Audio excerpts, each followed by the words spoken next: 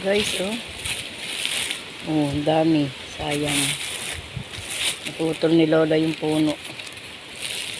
Eh, di wala nang bubunga. Kasi naputol na ni Lola. Sus, Maria Josep.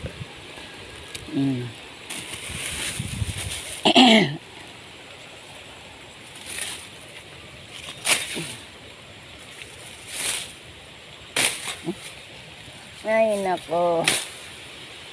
Sinayang pa ni Lola ang isang puno. Ano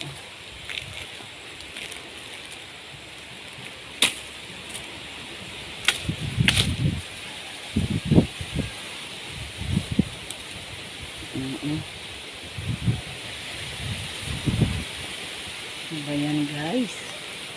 Gubat na ang taniman ni Lola.